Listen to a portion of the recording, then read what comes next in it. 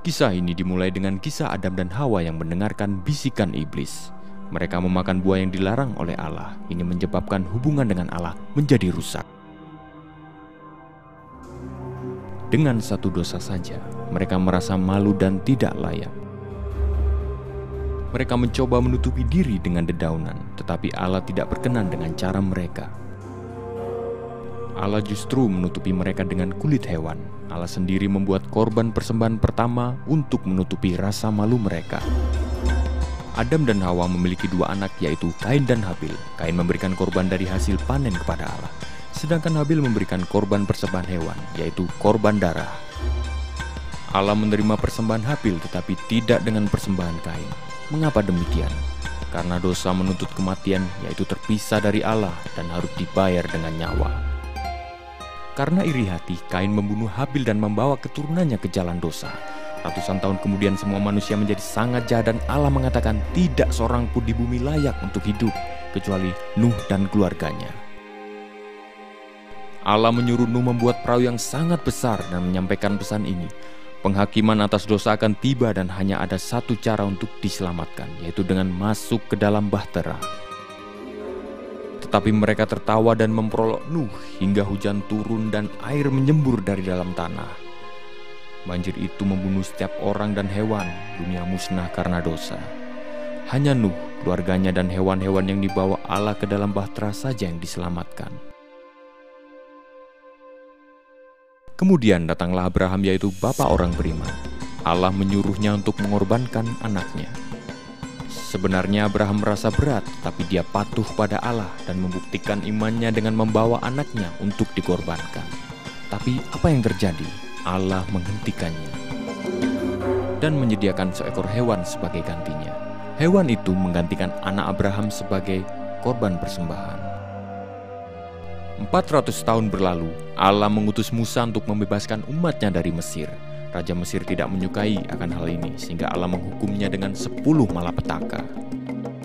Untuk malapetaka terakhir, Allah mengutus malaikat kematian untuk membunuh anak sulung dari setiap keluarga, kecuali orang-orang yang telah mengorbankan seekor domba dan menorehkan darahnya di ambang pintu rumah.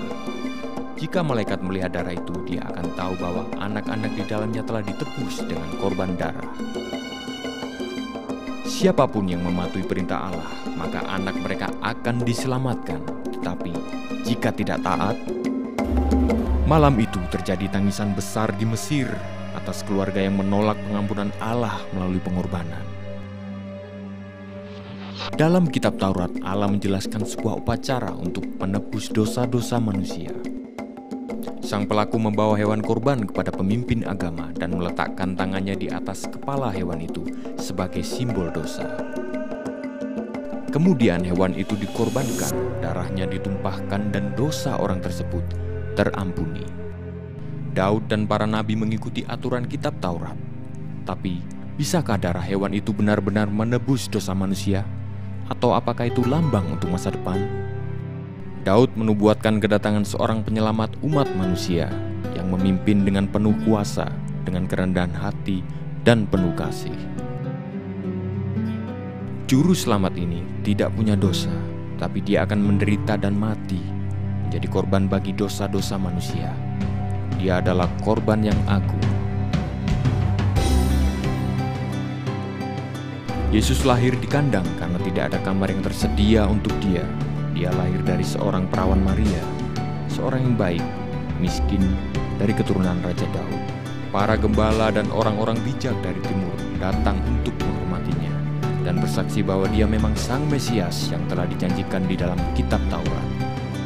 Yesus mengajarkan kasih, kejujuran, kedamaian, dan kerendahan hati. Dia menegur orang-orang Farisi dan ahli Taurat yang hanya menekankan ritual daripada mencintai Allah, tapi dia dicintai oleh orang-orang biasa.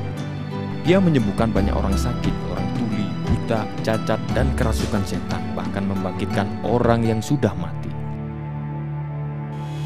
Seseorang yang sederhana, tapi dia mengajar dengan penuh kuasa. Dia memanggil umat manusia untuk kembali kepada kasih Allah. Yesus memanggil Allah sebagai Bapanya dan menunjukkan kalau dia mencintaimu seperti seorang ayah. Allah ingin berhubungan dengan manusia sebagai anaknya, tapi mereka masih penuh dengan dosa, sedang Allah itu suci.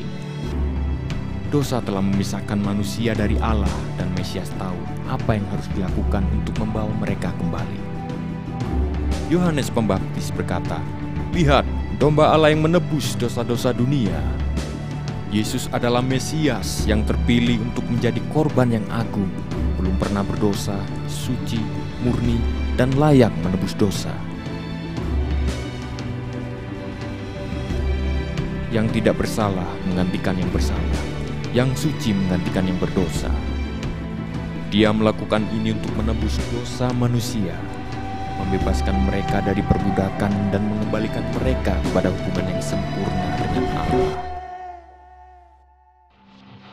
Yesus Kristus mati disalibkan bukan karena orang-orang Yahudi maupun orang-orang Romawi, tapi karena Dia menyerahkan nyawanya untuk menggenapi apa yang telah ditulis oleh para nabi dan menjadi domba Allah yang menebus dosa dunia, termasuk Anda dan saya. Dia tidak berhenti sampai di situ. 3 hari kemudian Allah membangkitkan Dia dari kematian sebagai janji kepada mereka yang percaya kepadanya bahwa mereka juga akan bangkit kembali menuju hidup yang kekal. Yesus berjanji kepada muridnya bahwa Dia akan kembali lagi, tapi waktu itu sebagai hakim dan raja. Mesias adalah hadiah Allah bagi umat manusia agar mereka dapat pengampunan dosa dan keselamatan. Tetapi dengan menerima pengorbanan Yesus, mereka bisa dipulihkan kembali menjadi hubungan yang sempurna dengan Allah. Tetapi hadiah itu tidak akan menjadi milik Anda kecuali Anda percaya dan menerimanya.